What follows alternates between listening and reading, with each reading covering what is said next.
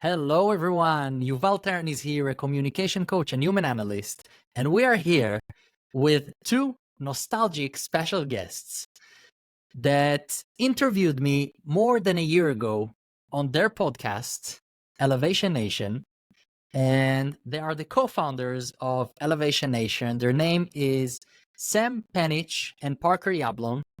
And they are two amazing people that will share their personal story of what brought them to do the things they do today and hear so many interesting stories, spread those insights out to the world. So I want you guys to give maybe a quick introduction about you and share with our listeners your background. What is it that you do? So they can learn about it, and then we're going to dive to your personal stories. We'd love to. Yuval, it's such an honor, man, to be on your podcast after becoming friends with you, like you said, over a year ago and having you on our podcast.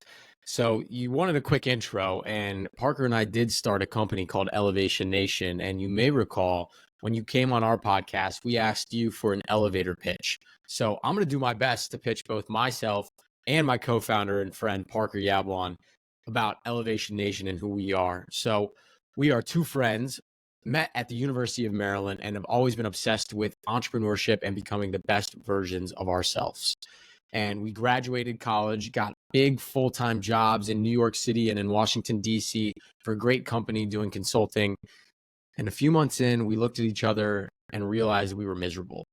And we talked to a lot of our friends that are young adults, recently graduated and entered the real world, and they were also miserable. And that inspired us to do something about it. So we started Elevation Nation. We are on a mission to help elevate the lives of 1 million young adults around the world. And we do that in a few different ways. We have our podcast that we release every Tuesday and Thursday, where we talk with another amazing young person who's done something incredible to conquer the real world. That could be someone from, like yourself, Yuval, to Olympic athletes, CEOs of companies, entrepreneurs, doctors, lawyers, and everybody in between. We then speak around the country to high school, college, and recent graduates to help them figure out how to activate mental fortitude so they can overcome obstacles and conquer the real world. So that's been our mission the past 4 years. We've met, like you said, some incredible human beings, and it's truly influenced how we live our lives. Again, Yuval, you being one of them, man, you taught us a lot of lessons. So it's full circle moment for us, and such an honor to be back here with you. It is an honor to be able to chat with you again, Yuval. I mean, it's not been a year. It's been 751 days. We released your episode of Elevation Nation on March 1st, 2022, and now we're in March of 2024. And it's crazy to think how time flies. But the elevating has not stopped. We've continued to watch you elevate.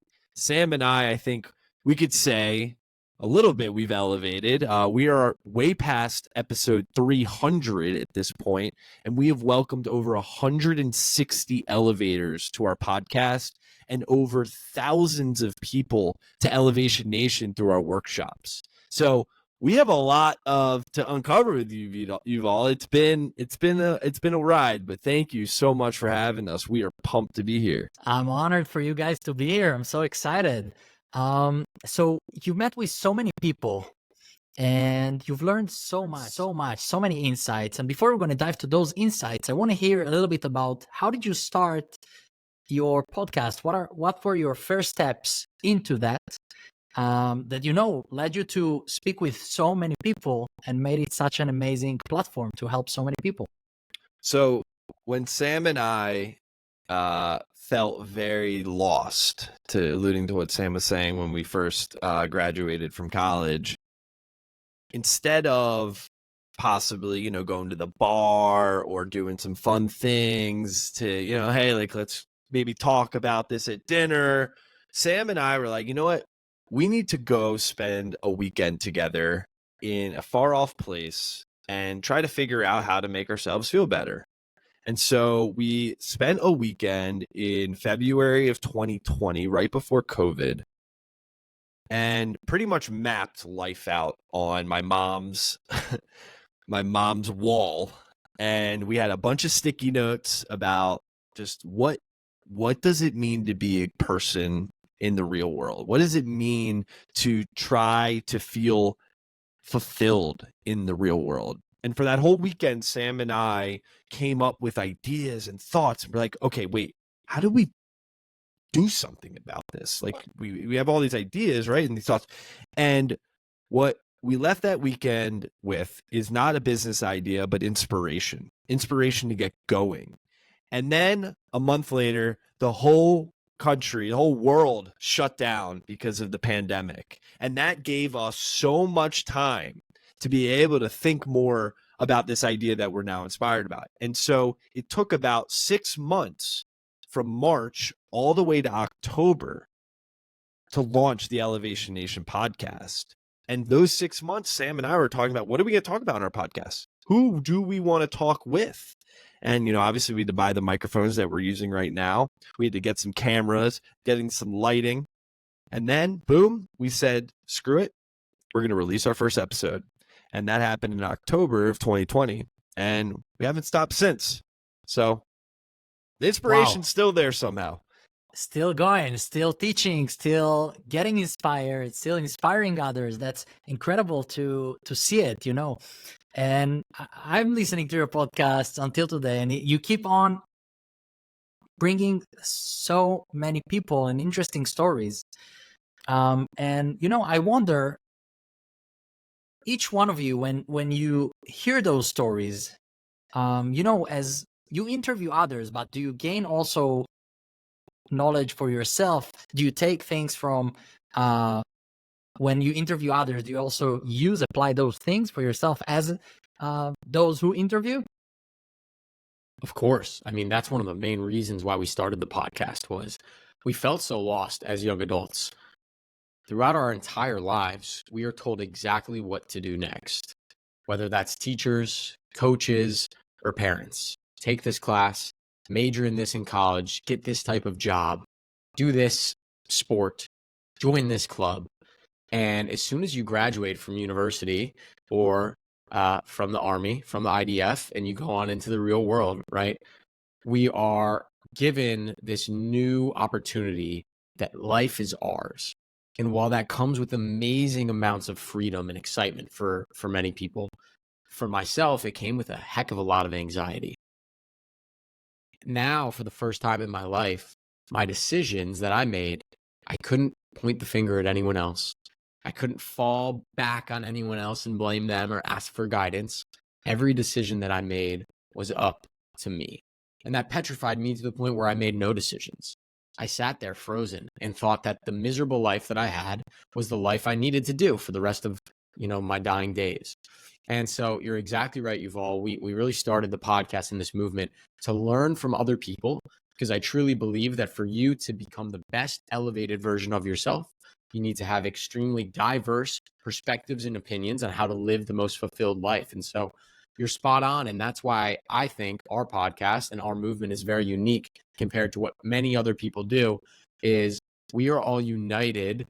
Our guests on the podcast, we call them elevators, not through a common career path, not through a common place they live, but instead by a common mindset to elevate and become the best version of themselves. And so that allows us to talk to incredible people like yourself, all the way to, like I said, athletes, politicians, people who quit their jobs and travel the world. And so that has given us a very diverse perspective to help us pick and choose the things that we love, adopt for our own mindsets. I think you guys should write a book about the whole sessions that you learned. That's next on the list. Give us some time. We've talked about it before. Writing a book. We've had so many conversations, right? And what's crazy is everyone has been recorded, and every single conversation we have kept public, right? And we can go back and hear the stories and the lessons from all of these amazing, incredible people. But Sam and I don't just interview people. We also have conversations about life with each other that we release once a week too. It's 15 minutes. We call it Fortitude in 15. And we get real with each other. What are the challenges we're going through? And so sometimes I find myself, Yuval, like sitting in my bed and I'm like, you know what what was Sam thinking back in September 2021? Maybe I could hold that against him in some way. I don't know, but it's pretty fun. It's pretty cool, and honestly, the podcast has opened up so much for Sam and I, not from like a business standpoint, but also just from my opening up my mind, which has been certainly some of the best parts of what we've done. So if you guys look at the podcast that you do today, how do you see what's your biggest goal, your biggest dream to with the podcast?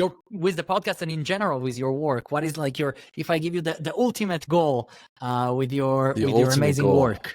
Oh man, I mean, I think Sam and I we've always had 3 really important goals that have remained the same since we started this thing, since that conversation maybe during COVID when we were like getting it all off the ground. Is one, Sam and I want to help people. That is main goal. Is Sam and I love helping people, and we believe that we can help people exercise their mental fortitude.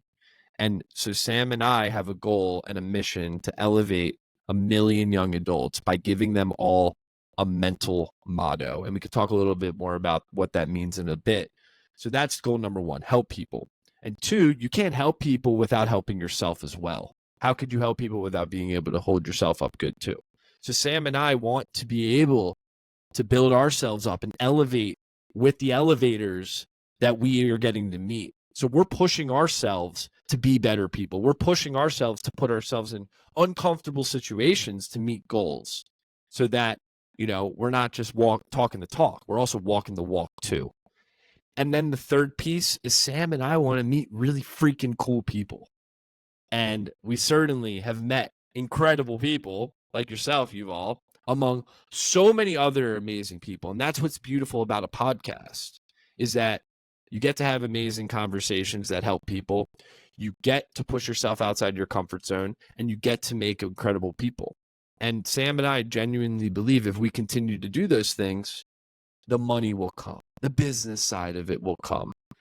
Because we learned that if you flip it around and you put money first, you might not be inspired anymore to be able to do those other 3 things. It's beautiful to hear it. I think many people forget that we live only once, and we could be an option that we have a bigger purpose to do here in this world, and it's not only to live, work, and die. And life could be much more exciting if more people would find out what are those skills that they have, innate skills, and bring them out. And that's the idea of the podcast that I'm doing, to help people see and bring their innate skills, who they were born to be, discover it and bring it out to the world. What do you guys think can help people discover more about themselves, their skills? What is their next step in life? If they're a bit lost, they're not sure, they're looking all around for jobs and they're not sure what they want to do. What could help them to bring out their best selves and find themselves in this busy world? It's a wonderful question, and it's the question we faced as young adults. And luckily for your listeners, we have something that we call it our secret sauce. It is what we believe is the missing piece for young adults to find themselves, find fulfillment, and truly conquer the real world. And it's what we teach at Elevation Nation on our podcast. It's what we teach in our coaching. It's what we teach in our workshops. And it's a concept that we call mental fortitude. As a mentalist, Yuval, I know this is up your alley, so let me break it down for you real quick. Mental fortitude to Parker and myself in Elevation Nation consists of 3 main parts, right? It starts with yourself. That's introspection, knowing who you are at your core. And that's more than just, oh, I'm Yuval, I like podcasting. It's, what am I good at? What am I bad at? What are my fears? What truly makes me who I am? So that's first step, yourself. The next part of mental fortitude is your vision. Where do you want to go? Do you want to be rich? Do you want to have a podcast with 1 million downloads? Do you want to be a father? Do you want a new job? Do you want a promotion? What are those tangible goals that you see in the vision of your future? And then lastly, the third part of mental fortitude is your fuel.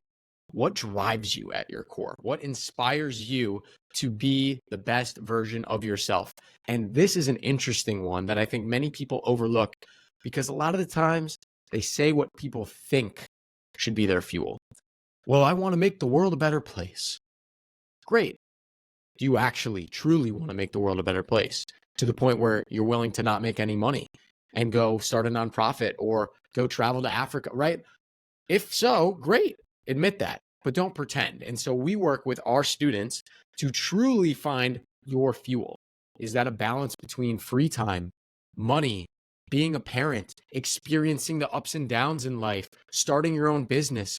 What truly fuels you? And so those three things combined unlock mental fortitude. And what's beautiful with mental fortitude is once you figure it out, no, you're not just done. We consistently need to work on our mental fortitude every single day to help inspire us to get through hard times and good times. And so that's what's great about mental fortitude. Once you figure out the framework, that's just the beginning of how you can use it every single day in your life. I love it. So it's helping people dive deeper into discovering who they are, what they want. And you said things, it's not necessarily big goals, more money. It's not necessarily materialistic. It could be also more emotional goals or that connects to family, friends. So it's Certainly. really dive deeper into what do we really, really want. And I think this is needed more than ever in the world. The idea of looking inward more. More people are just on that loop every single day, right? They don't want to do the hard work to look deeper within themselves, to really get to the nitty gritty of who they are, what they want, and what inspires them. Who they are, what they want, and what inspires them might be told by someone else. And then they just say, hey, that's easy. Let's go along with it. No, knowing your mental fortitude is hard. It's supposed to be hard. But Sam and I believe if you continue to do the hard work, you can figure out for yourself, and you will be better on the other side. That is how you truly elevate. I read a statistic earlier this week. It was like a report on happiness. In America, happiness is at the low it's been maybe ever. And I'm like, how is that possible? We have access to all the resources that we need. We can get food when we want. It's the cheapest it probably has ever been. We have access to the internet. We have access to healthcare. We have access to all these amazing things. But yet, happiness is the lowest it's ever been, especially among young people. Depression is the highest among young people. When we can really get more things than ever before at the palm of a touch of a button, right? And so what Sam and I are setting out to do is we're not trying to fix depression. We're not trying to help people be more happy. Maybe we are. But Sam and I are helping more people think about who they are, what they want, and what inspires them. And if we can help some people do that, we genuinely believe that they will be on a path towards happiness, on a path towards elevation. That's beautiful. And I want people to pay attention to something interesting and beautiful that you guys do. And by doing the things you like, the things you enjoy, you help others. When you find your purpose, when you do things that you feel good with them, they're actually helping others. So when people, it's not about being selfish, it's actually thinking more about others. And when we're not doing the things that we like or enjoy, when we're not giving our best, then also we're less effective at work. We don't enjoy it, and maybe we help less people. But when we do the things that we're good at, enjoy, when we celebrate life, feel happy, we have more energy to give. And naturally we give. We meet with more people, more happy, more joyful. So it's amazing to see it, how through your work, you help so many people. But I want to jump to the future a little bit. Now, with all the development of AI and technology, many jobs will not be needed. It's going to do so many people, many jobs. Now all the cars going to be electric. Slowly, they're training to be electric cars. Mechanics are, I think it's going to be programmers. It's not the same thing as before. Many jobs, writers, AI does so many things. What do you guys think that would be most needed for people in the future? What would people need more when more jobs are when people going to lose more jobs, what would they look for more in their life? It's a wonderful question. And I know Parker is more of a futurist than I am. He's been reading a couple books on Web3 and AI, so I'm sure he has an opinion on this. But, one thing that I read in some of my research was philosophers are going to be a hot new job, which is interesting. So let me just kind of back this up. For your example, Yuval, with self-driving cars, right? Let's say, there's this old situation where you can swerve to the left and avoid an oncoming car with a family of 4, but you kill you and all your passengers inside. If you're not the one making that decision behind the wheel and the computer is, what are they going to analyze to make that decision? Is it how many people are in your car versus the other car? Is it how old the people are in your car versus the other car? What are those different scenarios that we're going to have to essentially program computers to have a moral compass to decide? So it sounds like a weird one, but to me, that's a really crazy new hot job that I think is going to come up as we get more and more AI and computers involved in our lives. For so long, if we're talking in America, by the way, great example, Sam. If the way people got a job in America was they hopefully had the means to be able to go to a university and get a degree in something. And the way corporate America and the world became is that you had to get this type of degree to be able to get that specific job. And yes, Yuval, I think I read today that the White House committee on AI said that 10% of jobs will probably be affected or eliminated in the coming years. I don't know what the time frame was. It might be more. But we have a paradigm shift now with AI. We have a paradigm shift with access to information that is allowing people to get educated in new ways, right? YouTube, for example. You go on YouTube, you can learn anything. And so why should a company mandate a requirement of you going to a university when you probably could learn something on the internet without that degree? And so what I study at my actual job, not Elevation Nation 2, is the idea that I think the future is going to be all focused on skills. And people need to develop certain types of skills to make them marketable and applicable to a role, right? Because what's the difference? If you're the best, the way it worked 20 years ago, if you're the best coder in the entire world, but you don't have a degree from Harvard, or you're not working at Google, you're just not, because you don't have a degree. Granted, it's starting to shift now. Wow, you're an amazing coder and you've done these incredibles. It doesn't matter if you went to college or not. And that is the shift that is happening right now in the world of work, which is really inspiring and cool. But to that point, it's all about gaining very needed skills. So while AI is taking jobs in some way, I also think, to Sam's point, it's going to open up new opportunities for new jobs too. True, that's true. Some new job opportunities will definitely be there. I see it, your work, my work, and many others, helping people discover themselves, and I think that's where the future goes. Actually, more and more people will lose jobs that they learned in college, and they will need to focus more on skills that they have in life and what value they can bring in their personal path.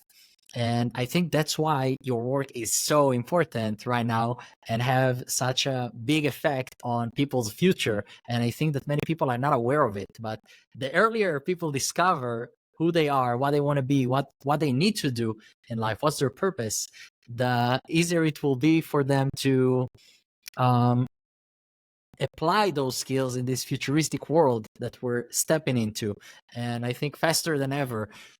And to your point, Yuval, is we're all creators in our own way, right? We all create ideas, we create our own realities, let alone help create other people's realities. We're all artists in some form a way. Yeah, maybe Sam and I are not sitting there with a pen and drawing a little picture, but the idea of an artist is changing. We're artists by having this conversation, producing something for the world. We're artists by, Sam's a big cook. He's going back, he's going to stir up a nice meal tonight. That's his art. That's his form of expression. Everyone has form of expression. And I think the world, the internet in particular, is going towards a world where we can allow more people to benefit from the art that they create, whether it's through a podcast, TikTok, but also maybe it's, a picture or something along those lines. It could be anything. And so to the point of mental fortitude, it's really knowing, digging deep into who you are, what you want, and what inspires you, get that right. And then, like Sam and I always say, is double down on that thing. Wow. Nice. That's the future. That's the future for sure. Wow. So we've been in the future. We've been in the past. Let's look a little bit at the present. So you guys met with so many people.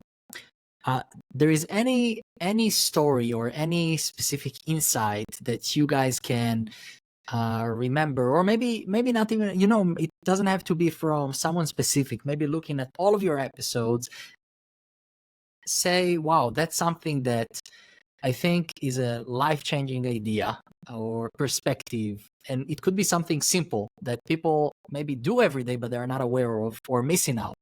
What do you guys think is maybe a life-changing idea for people to do, to add to their life or perspective? So I can kind of tell maybe a quick anecdote, and then Parker, if you want to talk about, I think, a big lesson that we learned that we'll probably be aligned on. But a quick story, we've had an elevator on the podcast twice now. His name is John Camardella, and he is a world-renowned religious literacy expert. He studied at Harvard at the Divinity School. He helped write the curriculum for the United States school system and how they can teach religion in schools, which, as you can imagine, Yuval, in the United States, teaching religion was a bit controversial for a long time. And so John was on a mission to help explain to parents and students across the country why teaching religion is not trying to get someone to adopt a certain religion.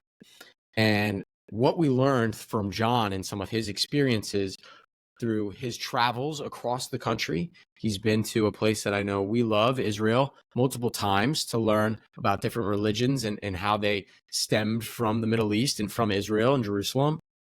And he's been all over the world learning about religion and meeting with some incredible leaders. And one of the things that we learned from John that I think Parker and I have adopted, and hints back to what I said at the beginning of the podcast, which was we want diverse perspectives, is that is important for your own mindset and POV, is to learn from as many different people as possible. And with that, in today's day and age, I think we close our minds to opinions from people that we disagree with off the bat, or come from different backgrounds that we think we might not like, or have a different, religious background, gender, country that they're from, sexual orientation, preference in what they want to be called. And we instantly shut them out and think that their opinion doesn't matter. And while I'm certainly not saying you can't disagree with people, I'm saying by trying to empathize with how other people were raised, their perspectives and opinions, it will open up your mind. And it reminds me of a story, something that's truly stuck with me in my core and developed me into the man I am today. It goes back to Sunday school. I was raised Jewish, and I went to Sunday school to learn about the Jewish faith in Hebrew. And in one of my classes, something stood out to me so much that I still preach it to this day. In our Sunday school class, my teacher at the time had us watch a video. And typically when a teacher has you play a video, you get excited because you get to zone out and not pay attention. I was riveted with this video. It was from the Jerry Springer show in the 80s. Now, Jerry Springer now has a different mentality to many. It's kind of a crazy, wonky show. But 20 years ago, he was an influential journalist with bringing on unique perspectives. And Jerry filled his studio audience with children under the age of 16. Diverse children. Gay, Black, Jewish, Muslim, women, all different types of children under 16. And the panel for that day was also children under 16. But they were skinhead Nazi children, racist children, very religious Catholic children. And Jerry just had a dialogue where he asked these children why they thought these truly horrible viewpoints. And the kids in the audience asked them questions, and the kids held strong to their beliefs and views, even with a diverse audience in the crowd. And then Jerry said, all right, let's bring out these skinhead children's parents. And the parents come out. And you hear the parents spitting that same vile hatred towards different viewpoints and religions and perspectives that the kids did. And at that moment, something really struck my heart, which was, I don't believe people are born hateful.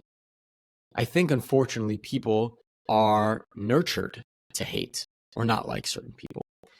And while I don't excuse their hatred for people, it allowed me to gain some empathy with people are born and brought up with different perspectives, mindsets on what they think is morally right and sound.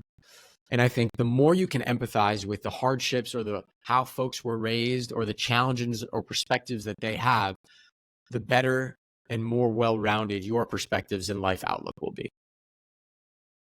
Well put, Sam. Wow. Well put. Yes, Great story. definitely. Love it. Thank you for that. That story is fascinating. I'll try to sum it up, Yuval. Sam gave an anecdote from John Camardella, a very close mentor of both Sam and myself.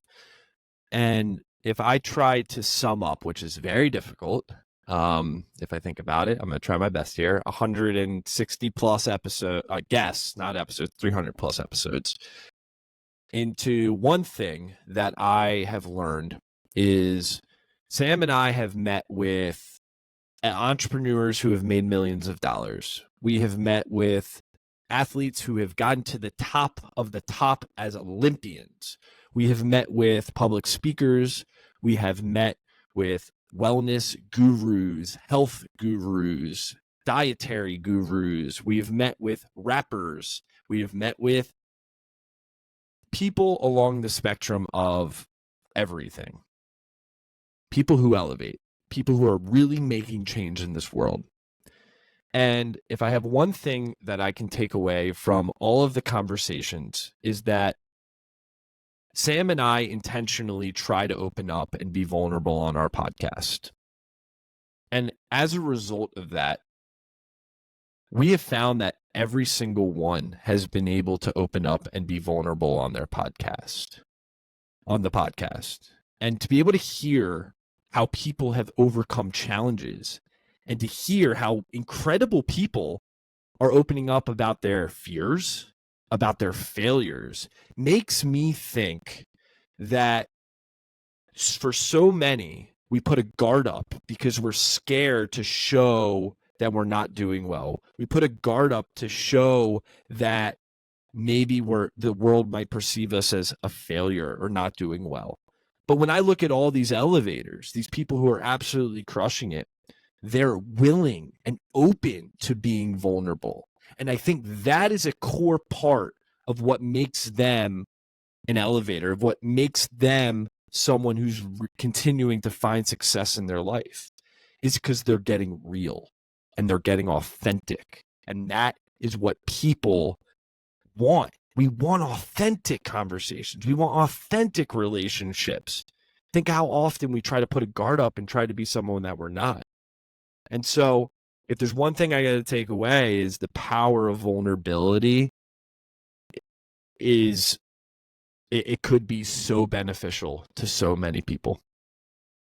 I think now with all of the technology, it's very easy to hide behind the screen and to be vulnerable, to go out, speak with people, share our true side. And I think it's something that can open up, open up more people to us, but open up ourselves to our inner self, to learn more, to get some more insights about who we are, what do we want to do.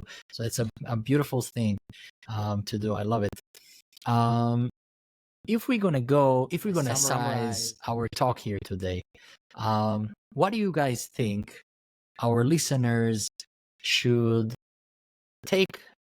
We talked about many things, but maybe we choose one thing that you think that our listeners should remember, should take away with themselves. If they don't remember anything, they should remember at least this one thing. I want to stress mental fortitude. It's something Parker and I have truly built our entire personal brands and company around. And I think it's not taught in schools, unfortunately, but the ability to know who you are, where you want to go, and what drives you is a skill that takes decades to learn, and sometimes adults don't ever learn it. And so if Parker and I can help young people understand mental fortitude, how they can use it in their day-to-day life so that they can find their passions, their dreams, their happiness, their fulfillment earlier, instead of waiting 40 years and realizing they're miserable, they don't have the right mindset, they made mistakes and took the wrong path, then our purpose and our mission in life to help people be the best versions of themselves will be fulfilled. So remember mental fortitude, yourself, who you are, your vision, where you want to go, and your fuel, what drives you. That's the one thing I want people to take away. Mental fortitude. You heard him. I would 100% say mental fortitude, but I'm not going to copy Sam's answer. Maybe I can give my answer and spin it back to mental fortitude. I don't think it would be that difficult. I would say my one thing is the only thing that is real is right now. The past is not real. The future is not real. The past is made up of memories and perspectives of what we experience. But in this moment right now, I can't grasp those. I can only think about those. This moment right now is happening. It's a great conversation we've had. This is real. This is happening. And that is where elevating happens and starts, is in the moment. And so my perspective for your audience, Yuval, is that you can wait and wait and wait, but you don't know what the future is going to hold. The future is not real. You have to create the present right now. You have to create everything that you want in your life in right now, because that is the only thing that's real. And so that was perspective I heard someone say that on a podcast, and I sat there for so long and I'm like, oh my God, it's so true. And if I tie that to mental fortitude, is right now and continuing, Sam and I are always thinking about who we are, what we want, what inspires us, because it always changes. But we could wait till tomorrow. But then tomorrow could be turned into next week. But next week could turn into next month. And next month ends up being another year. And then next thing you know, you look back and you're like, shit, yesterday isn't real because it's gone. Right now is when you make a change. Right now is when you elevate. And Sam and I try to live by that, hopefully every second of every day. But it's okay if you don't, because you're human. We are. Someone told me a couple of years ago, he told me that people have in their mind, they say, I'm too young, I'm too young, I'm too young for that. And then it changes to, I'm too old, I'm too old, I'm too old.